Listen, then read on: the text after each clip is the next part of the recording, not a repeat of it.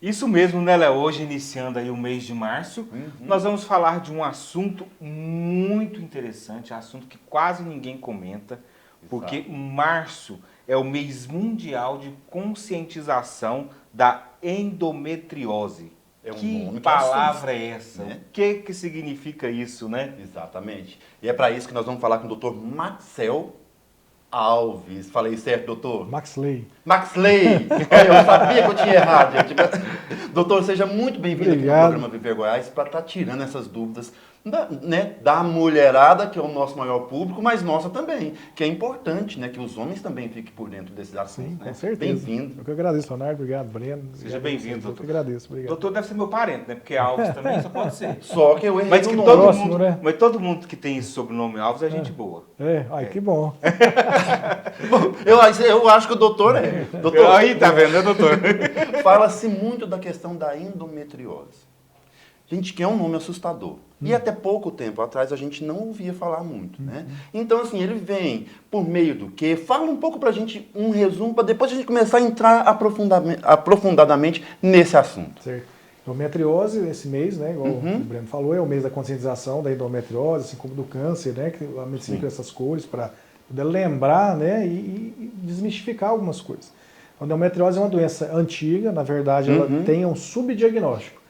Hoje a gente ainda tem uma média que as mulheres gastam entre início dos sintomas dela, ou de dor, ou de infertilidade, que são os piores problemas que a endometriose gera, até um diagnóstico certeiro, ainda em média de lugares até 15 anos. Então é muito tempo.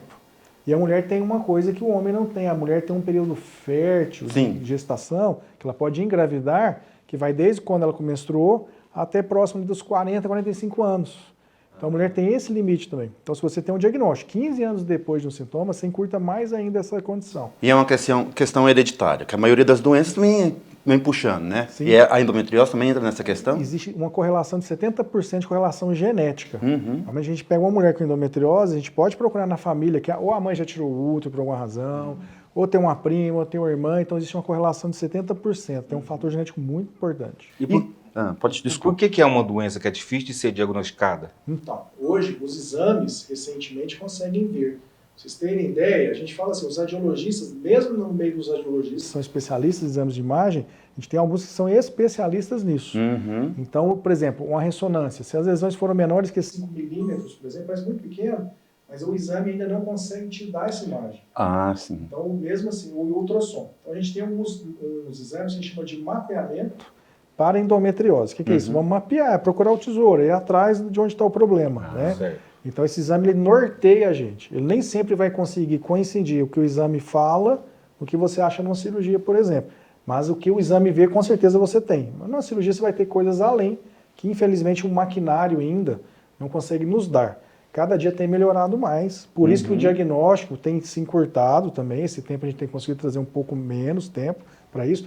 E tem feito mais diagnóstico e o assunto começou a ficar mais em voga. Você começa a criar diagnóstico. É verdade. O que acontecia com as mulheres até pouco tempo atrás? Com muita dor, infertilidade. E acabavam sendo tratadas como doença psiquiátrica. É uma dor que você não achava uma causa. E ligava também muito essa questão da cólica menstrual, do ciclo, né? É muito importante. A cólica menstrual ela vai dar alguns confortos na mulher, porque o útero vai contrair, vai expulsar aquele endométrio, aquele tecido, né, e vai sangrar. Agora, cólicas muito intensas, que chamam muita atenção, que são diferentes, que a mulher tem que viver indo para o pronto-socorro, tomando remédios cada vez mais potentes, isso deve ser um sinal de alerta e uma chamada de atenção para um provável diagnóstico de endometriose. Então isso aí é tipo uma questão de prevenção. Sim. Tem essa prevenção, como todo tipo de doença, tem a prevenção do problema? Sim. Hoje, né, com a disponibilidade do saber, né, principalmente das doenças aí disponíveis, então o que a gente sugere para as mulheres, né, para vocês mulheres? Procurar, né? Conversa com seu ginecologista, né? Cólicas intensas, dor na atividade sexual, uma dor diferente que te limita a atividade sexual, né? Dificuldades de gravidez, a mulher tem uma dificuldade enorme, não engravida, trata, faz vários tratamentos não engravida. Vale a pena conversar com o seu médico. Pode ser endometriose, né? Pode até levantar o assunto para o médico, às vezes o médico nem está pensando nisso também. Né? E que pode não ser também, né? As pessoas às vezes nem sabiam do que se tratava, né? Quem está assistindo o programa agora pode ser que... então existe isso, essa doença? Quando ligava a endometriose a alguma questão, focava muito na questão assim, não consigo engravidar. Era só esse o problema. Então, muitas pessoas, inclusive nós, também ligavam uma coisa a outra nesse sentido. Falavam assim, não, endometriose é só problema assim para quem tem dificuldade de gerar um bebê. É só isso ou não? Que a gente tem que alertar bastante nessa questão, que é um problema que nós estávamos conversando agora há pouco, que não se resume a uma pequena coisa. Não. Endometriose é uma doença, qual que é a origem dela, né? Para a gente entender que fica até mais fácil. Dentro do útero da mulher tem um tecido que chama endométrio. Lá dentro do útero, todo mês, dependendo da fase do ciclo, ele vai espessar, é um tecido glandular, para receber um embrião. Tamanha importância disso na perpetuação da espécie. Então, a mulher não engravidou, ele descama, a mulher joga aquilo fora, menstrua, mês que vem o organismo reconstitui aquele tecido. Isso chama endométrio. Só que quando a gente olha o útero da mulher subindo, existem umas trompas ou tubas, né? O pessoal fala muito. Só que esse sangue, ele percorre a tuba e ele cai dentro da cavidade abdominal da mulher também. A mulher que tem uma tendência genética, já tem um tecido propício para isso, essa célula deveria estar morrendo, ela começa a implantar dentro da barriga da mulher. Ela começa a crescer de forma desorganizada. A gente até vê mais ou menos um padrão de onde que ela cresce para onde, mas ela pode infiltrar qualquer órgão ou estrutura. Por exemplo, ela pode infiltrar o ovário, onde gera muita infertilidade, ela pode infiltrar o intestino, gerando problemas intestinais, ela pode infiltrar em cima da vagina, gerando muita dor na atividade sexual. A gente vê e mexe no nosso consultório, a gente vê isso, casais que às vezes estão até se separando, porque a mulher não consegue ter atividade sexual porque tem dor e não tem diagnóstico. Então aí o marido acha que ele é o problema e na verdade ela tem uma doença. O que acarreta uma questão psicológica nos dois. Terrível. Então assim, muitas mulheres chegam pra gente, já estão usando algumas medicações psiquiátricas para poder, às vezes nem é tratar a dor, mas é como estão sendo vistas como, às vezes não vou falar loucas, mas loucas pela dor, né? Prejudicadas demais por essa dor, pelo desconhecido, né? O que a gente não conhece, a gente teme. Né? É verdade. Então acaba acontecendo muito isso. Então a endometriose é isso. Então o que ela gera? Ela gera infertilidade. De todas as causas de infertilidade, 6% são endometriose. Então é um índice muito alto em todas as causas que podem existir.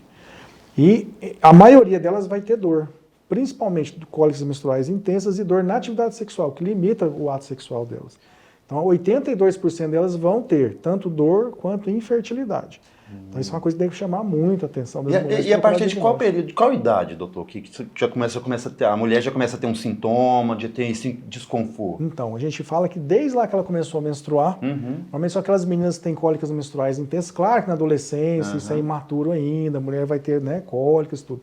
Mas se a criança, o adolescente, tem cólicas menstruais muito intensas, com muito fluxo, muitos dias e muita dor, já tem uma história, às vezes, de mãe, de tias, de prima, de avós já tiraram o útero, tem dor, já tiveram uma ou diagnóstico de endometriose, vale a pena conversar com o ginecologista, da grande possibilidade de ser também. Então, normalmente, ela começa a se instalar na hora que a mulher começa a menstruar, porque esse tecido endometrial começa a ser formado, jogada essa célula para dentro do abdômen e começa a implantar e crescer lá dentro. Então, é desde a adolescência. E a gente tem muitas dúvidas aqui, pessoal, mas nós estamos batendo um papo com o Dr. Maxilei Alves, ele que é médico cirurgião, especialista em cirurgia como é que fala, doutor? Minimamente invasiva. É, minimamente invasiva. Minimamente invasiva. Fazer com problema de fazer os menores furinhos possíveis. É porque hoje, gente, não veio na ficha, veio no celular. Parece que eu não estou enxergando esse celular direito. Nós estamos tentando modernizar as questões aqui, mas não está dando certo, não. Minimamente invasiva e robótica, endometriose e cirurgia metabólica. Isso. Sim. Excelente, mas nós vamos para o intervalo, voltamos daqui a pouquinho, para a gente continuar o nosso bate-papo aqui com o Dr. Maxilei Alves. Voltamos com o programa Viver Goiás, nosso bate-papo aqui com o Dr. Maxilei Alves, e nós estamos falando sobre um assunto que muita gente ainda não sabe, ou não sabia do que se tratava, né? Que é a endometriose. Exatamente. Aqui, quando se fala em endometriose, a gente, igual eu perguntei para o doutor no bloco passado, lembrava assim só da questão de engravidar. Gente, não é bem por aí não, que as coisas têm que ser bem diagnosticadas. Você tem que conversar com o seu médico ginecologista, né, doutor? Então, o doutor também não é só especialista nessa área, mas também do emagrecimento. Sim, também. Cirurgia bariátrica. Cirurgia bariátrica metabólica, do diabetes. A polêmica bariátrica também, que nós vamos falar um pouquinho. Nós vamos falar um pouquinho da questão da bariátrica, porque, cara, tem muitas dúvidas também referente a esse tema, que tem muita gente que eu conheço que já fez bariátrica. Tem gente que fez e não deu certo. Inclusive fizeram 2 vezes. Então a gente já pode entrar nesse tema ou você ainda tem mais alguma dúvida sobre a endometriose? Tem mais alguma dúvida? Então Porque vamos perguntar. é uma doença que ela é difícil de ser diagnosticada, já falamos isso aqui também, né?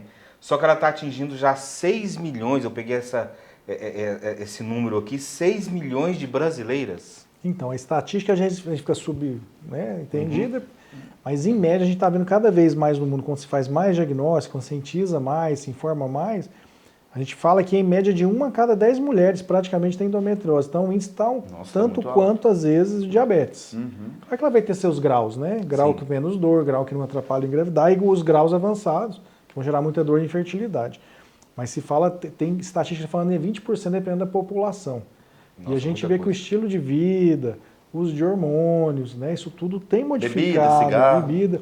Uma coisa que piora muito, por exemplo, tem mulher que às vezes tem endometriose superficial pequena e às vezes ela nunca tem nada na vida de sintomas, por exemplo. Mas pelo uso do açúcar, somente o açúcar, agride demais, inflama mais a doença. O uso, às vezes, prolongado de hormônios, a mulher usa hormônio na vida toda, com estrogênio, por exemplo. Quando ela tira, como o estrogênio estava ali deixando a doença crescer mais caladinha, ela começa a ter dor. Né? Outra coisa a gente fala que tem alguns tipos de alimentos também que a gente vê que inflamam muito a doença. Por exemplo, o excesso de glúten, né? com pão, rosca, que vai com açúcar misturado, o excesso de leite em quem tem intolerância ou alergias. Isso pode fazer a doença aflorar e piorar os sintomas dela. O que já estava lá, numa questão já estava lá que talvez não daria nenhum sintoma. Seria talvez um achado de um exame, ou não atrapalharia a mulher em nada. Existe algum caso, por exemplo, que a mulher está com essa doença, está atrapalhando engravidar e vai fazer algum tratamento, consegue fazer o tratamento, mas mesmo assim não consiga engravidar? Sim, existem alguns casos, sim. Tudo vai depender muito de onde ela está infiltrando. Ela tem uma doença que ela não é câncer, ela é benigna, tá? Mas ela infiltra como se fosse um tumor. Ela sai infiltrando os órgãos e as estruturas, ela enraiza mesmo, não é um caroço solto. Por exemplo, quando tem uma doença que pega o ovário, pega o intestino, pega o útero, é um caroço que infiltra e gruda tudo, faz tudo virar uma massa só. Então isso às vezes torce a tuba, impede a mulher de engravidar, o espermatozoide chegar até lá, às vezes torce o próprio ovário, impede dele ovular. A doença pode destruir o parênquima do ovário, mesmo onde estão os folículos ali para a gravidez. Às vezes entope ou machuca o útero de uma forma que ele não consegue segurar, ele aborta. Pra vocês terem ideia, a endometriose aumenta 7 vezes a taxa de abortamento na mulher. Gente. Então, assim, é uma coisa que agride muito nessa questão da fertilidade. O que a gente faz com a endometriose quando a mulher é diagnosticada mais cedo? Tem situações extremas que a gente sugere até fazer um congelamento de óvulos, por exemplo, no futuro eventual. Se ela vai estudar, vai trabalhar, quando ela tiver lá com seus 30 e poucos anos, ela decidir engravidar, se não conseguir, ela teria óvulos congelados. Sim. Então, essa situação a gente tem que estudar caso a caso, né, para ver como não é uma questão muito comum também no nosso sistema de saúde, né, doutor? Que a gente fala também com uma população que tem um poder aquisitivo bem diferenciado da grande maioria. Mas é muito interessante a gente estar esclarecendo sobre essas questões e também falar sobre questões aqui do estado de Goiás, que é... Aqui nós temos um costume muito grande, não sei se o senhor é daqui. Sim, sou goiano. Goiano pé rachado. Mas nós temos uma questão aqui de garrafada, de tudo, então a menina já tinha que ela começou a ter cólica e tal, mas tem sempre uma tia, uma vizinha, uma avó que sabe fazer uma coisinha aqui, outra acolá, e taca na pessoa...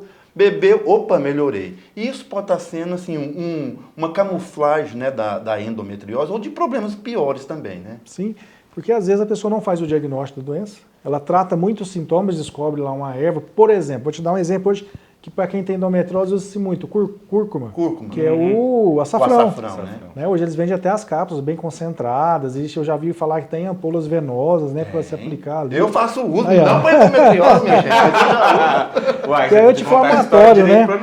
Tira as doenças inflamatórias, né? Ajuda muito nisso, né? Então, assim, hoje está naquela moda do antioxidante. Então, essas coisas, por exemplo, elas desinflamam a doença ali temporariamente. Que às vezes ameniza o sintoma, dá uma camuflada e vai passando, igual o hormônio. A mulher às vezes usa anticoncepcional durante anos e anos e anos e aquilo só camufla a doença continua crescendo, crescendo, crescendo e de repente quando ela está muito grande, alterando muito a anatomia da mulher, aí que ela vai ter dor ou descobrir que está infértil. Como você estava falando de cápsula, eu uso cápsulas de cúrcuma, cápsula de alho, cápsulas de aloe vera. Nossa. O padrão de antioxidante. O padrão está excelente. Como assim, bem-vindo aos 40, passando dos 40, né? O que então não é tão interessante, porque não faz sentido a gente deduzir que eu vou usar esse tipo de né, colocar entre aspas aqui, medicamento, por mais que seja natural, mas assim, para a gente estar amenizando ou até camuflando questões que podem ser bem agravadas. A dor é um alerta. A dor, na verdade, assim, ela é uma amiga inicial, que tem que se pesquisar por que ela está sendo gerada. E claro que o excesso de dor atrapalha a vida da pessoa, mas no início a dor é um alerta, vale a pena tentar achar um diagnóstico do porquê da dor. Complicado, né? A não ser que você deixou um martelo cair no dedão, que aí já não é um alerta, né? Foi um acidente, mas agora você está sentindo algum diagnóstico, alguma questão assim que está te incomodando. Por isso, qualquer coisa que eu sinto, eu procuro um médico. Eu falo, não, eu vou no médico. Eu gosto de farmácia, né? Eu gosto de farmácia. Eu acho que eu devia ser dono de farmácia. Não, mas aí ele ia fazer a farmácia falir. Que ele ia usar o remédio todo. Bom, agora vamos falar sobre a bariátrica. Vamos, porque nós estamos quase terminando esse Está quase terminando, mas eu quero fazer. Mas eu faço questão de falar. Eu acho que a gente pode pontuar só algumas coisas e fica o convite pro doutor Maxilei Alves vir aqui novamente. Com certeza. Pra gente falar só sobre cirurgia bariátrica, porque tem muitos assuntos. Inclusive, se você está assistindo o programa Viver Goiás tem dúvidas, manda pra gente que a gente vai fazer o convite para ele novamente, se não der aqui nesse mês de março, mas no próximo mês, para que ele possa vir aqui. Você aceita o convite? Fico à disposição. Será excelente. Mas mesmo assim, vamos começar a falar um pouquinho. Eu posso fazer bariátrica? Depende. Não, acho que não, né, doutor? A indicação hoje é muito por doença. Antigamente, se operava só os grandes obesos. Você tinha que achar uma solução para aquela pessoa que estava com 180, 200 quilos. Isso no pegar da moda, a gente foi baixando o peso, e tem mulheres que às vezes chegam no consultório procurando até pela própria estética. Né? Claro que isso influencia também, né? Alteração social, psicológica, de namorar, de sair, de passear, de comprar roupa. Isso não é gordofobia, não é só questão de estética. O que a gente foca muito hoje é em doença. Pra vocês terem ideia. Existem duas doenças que a gente opera que a pessoa não precisa ser grande obesa. Diabetes tipo 2, que você pode operar, por exemplo, tá aí o Romário, né? Mas ele tá magro, mas tá lá jogando beach vôlei todo dia na praia, saudável, e antes ele tinha uma glicose de 400. Tá sem diabetes. E hoje a gente foca muito numa coisa que chama esteatohepatite. O que é isso? É a inflamação do fígado por gordura infiltrativa. Meu padre. Não quero nem contar que eu tenho. Por quê? A esteatose está muito comum pelo nosso padrão de alimentação. Mas quando essa gordura inflama, gera um estado de hepatite no fígado pela gordura, ela pode se tornar cirrose tanto mais rápido quanto bebida alcoólica, por exemplo, daquela pessoa que bebe todos os dias. Nossa. Isso é a maior causa hoje a maior causa de transplante de fígado nos Estados Unidos é derivado da esteatohepatite. Então virou uma preocupação. Como é que você trata isso? Controlando o metabolismo. Uma das formas que a gente tem hoje é derivada da cirurgia bariátrica, a gente chama de cirurgia metabólica. O que muda de uma cirurgia para outra? É a forma de se fazer.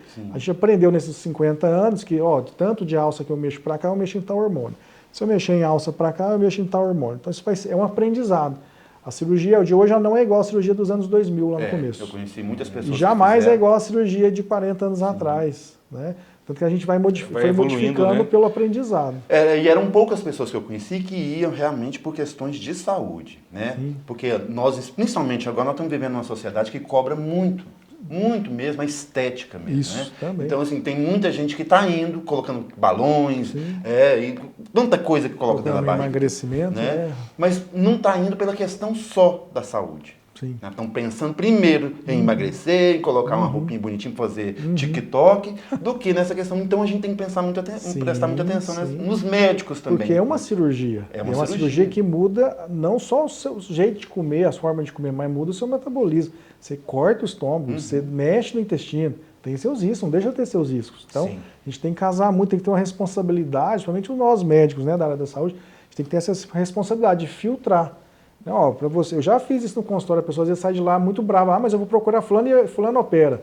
Falo, mas não é questão de operar ou não operar, é questão da sua saúde. Vale a pena? Na balança, isso vai valer a pena para você mais do que se você não operasse, por exemplo? E quando a pessoa faz e não tem resultado? Eu conheço, por exemplo, uma querida amiga, não vou citar o nome, óbvio, mas ela nos acompanha aqui, até um beijão, porque é uma pessoa que mora no meu coração, a gente já conversou muito sobre isso. Ela já fez bariátrica 2 vezes. Inclusive, é uma família que tem problema com a questão da obesidade, o filho já fez, né? Ela fez por 2 vezes e não teve nenhum resultado. Por que isso acontece? Então, a obesidade é uma doença crônica, então a gente está diante de uma doença que é crônica. E o organismo cria uma memória metabólica em cima disso. Então, toda vez que a pessoa emagrece, o organismo interpreta o quê? Você está passando fome. Está tendo restrição de nutrientes de alimento. Então, ela vai buscar, de alguma forma, comer. Claro que a bariátrica ela não é só 100% da solução.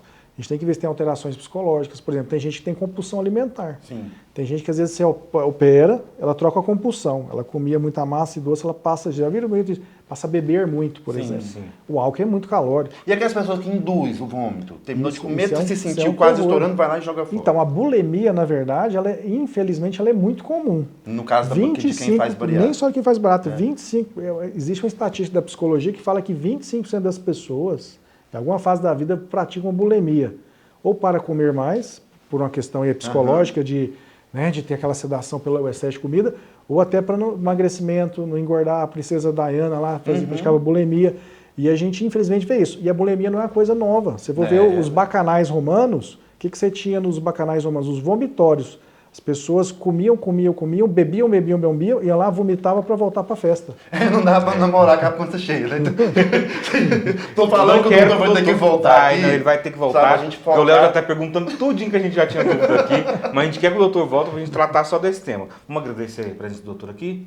Doutor, vamos firmar um compromisso pro senhor voltar Sim, aqui pra gente com falar. certeza. Porque fica uma questão, que fica, por exemplo, que a gente tá criticando os gordinhos, porque agora virou uma onda, né? Sim, tá dando um momento aí, né? Então inclusive a Carla, né? Esqueci o nome de completa, que é dançarina da Anitta, lançou uma campanha, né? Sou gordinha, sou gostosa e tal. Não é essa questão de estética que nós estamos falando, porque de a saúde, obesidade né? realmente é um problema Quando ela grave. vira doença, né? Né? Traz transtorno. Então o senhor vai fazer um compromisso de voltar Sim, aqui pra gente com falar certeza. Vamos sobre voltar mês que gordura. vem, vamos falar sobre esse Com assunto. certeza. Aí eu vou Vamos mostrar agendar. aqui, nós vamos montar uma mesa aqui com alguns petiscos, que pode e o que não pode. Sim, senhor, vamos sim, com certeza. Nossa, já temos em mente aqui.